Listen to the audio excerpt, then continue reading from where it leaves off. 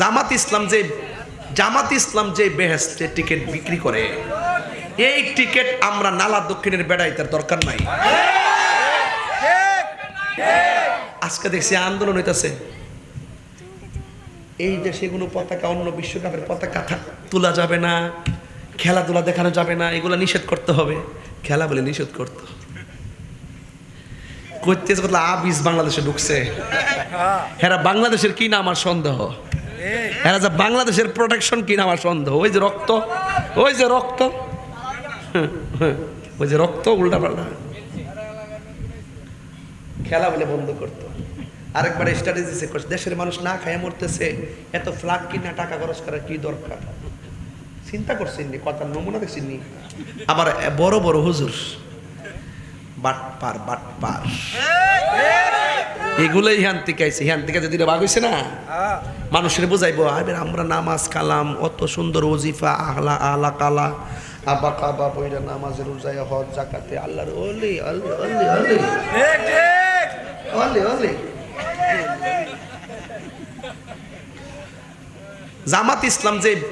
জামাত ইসলাম যে বেহেশতে টিকিট বিক্রি করে, এই টিকিট আমরা নালা দক্ষিণের বেড়াইতে দরকার নাই।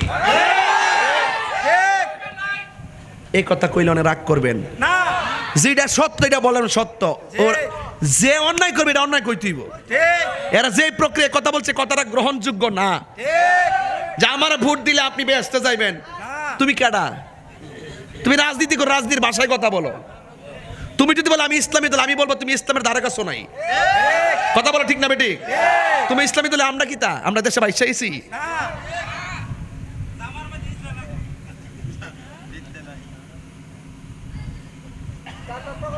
বাংলাদেশে অনেক লেভেলের লোক দেখছি ইদানিং, মজার মজার লোক। সংসদে কিছু নতুন মুখ আইছে, খুব সুন্দর সুন্দর মুখ। বাংলা জানে না, ইংলিশও জানে না, চলতেছে চলো দেখ বেহেশতের টিকিট পেয়েছে। মারহাবা জোরে কোন ফুলাফান্ডি করে ঝগড়া করবে, ঝগড়া করবে বাবা কিন্তু খাইতে না।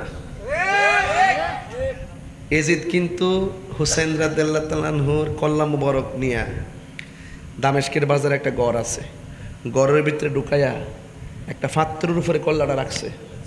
রাখার পরে সে কি করছে দেখেন, মদ পান কইরা কল্লাটার চতুর্পাশে গুইরা গুইরা সে গান গায়। কি পান কইরা? কথা কনা মদ। তইলে বোঝা মদ পান করা এজিদের চরিত্র। কি সঠিক কিনা বলেন? মদ পান করে কার চরিত্র? তাহলে আমরা কি এজিদের চরিত্রে আসি? এতক্ষণকে এ ওয়াজ করছি, এজিদের পক্ষে থাকতে কইছি না হুসাইনের পক্ষে? তাহলে এজিদের যে চরিত্র, এই চরিত্র আমরা চাই? সে ঘুরে ঘুরে কি গান গায়, খাইছে কি? খাইছে কি? তখন আসমান থেকে একটা কলম আইছে, কলম ডাইরেক্ট, কোনো মানুষ ছাড়া আসমান থেকে ডাইরেক্ট একটা কলম করে তুলি দিয়া ফাইরা ভিতরে ঢুকছে। ঢুকে যে পাথরের মধ্যে কল্লা মুবারকটা রাখছে, ওই পাথরের মধ্যে লিখা দিছে আতার জু, তোমরা কিভাবে আশা করো হুসাইনের কল্লা মুবারক পাথরে রাইখা গান গাওয়ার মদ পান করো?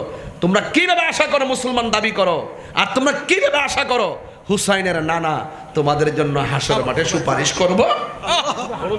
তাইলে বোঝা গেল এজিদের চরিত্রে যারা ভূমিকা নিবে তারা কখনো নবীর শাফাত পাবে। হাত তোলেন, হাত তোলেন, হাত তোলেন, হাত তোলেন। সবাইকে রাজি আছি? সবাইকে রাজি আছি? আমরা কি এজিদি না হুসাইনি? নারে তাকবীর, নারে রিসালাত, আহলুস সুন্নাতি ওয়াল জামাত।